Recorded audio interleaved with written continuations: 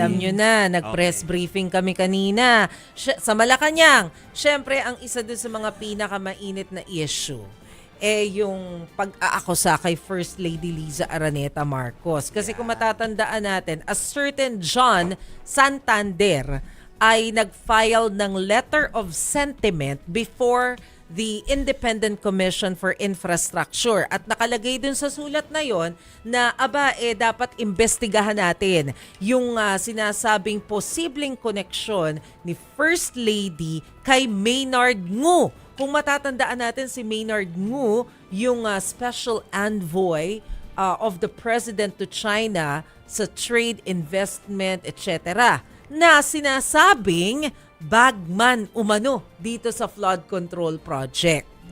Ganun ang komplikado, no? Pero una sa lahat, nilinaw ng Malacanang na hindi na pala special envoy itong si Maynard Ngu. Natapos na daw ang kanyang term noong August 2025 at hindi na nirenew after ma-expire, mag-end ang term. Pangalawa, kinwestiyon ni Palace Press Officer Undersecretary Claire Castro yung credibility nitong private citizen na nag-file nitong letter of sentiment. Para daw pinabili lang ng suka.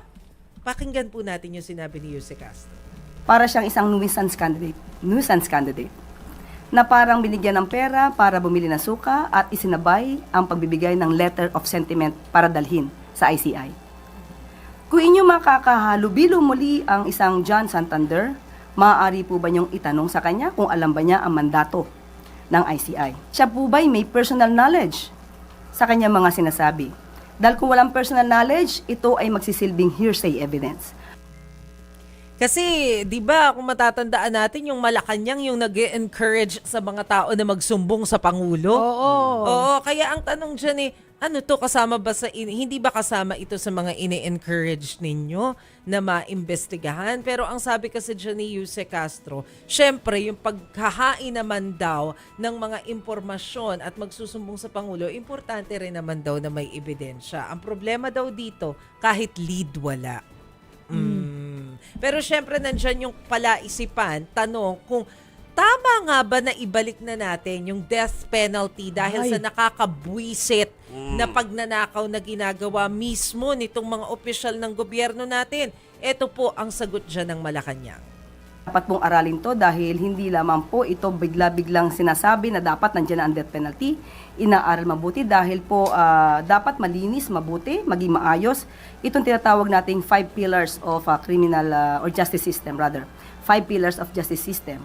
Hindi po tayo pwede na umasa at ma-impluwensyahan.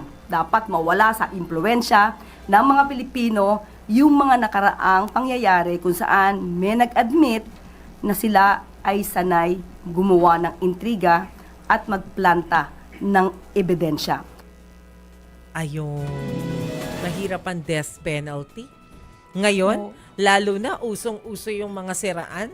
Baka mamaya yung mabitay, inosente, nakakatakot. Oo, Diba? yun yung malaking issue. Pero meron din mga studies, mga kapatid, sa ibang bansa na it doesn't deter crime daw as much as gusto natin. Yung sa level na gusto po natin.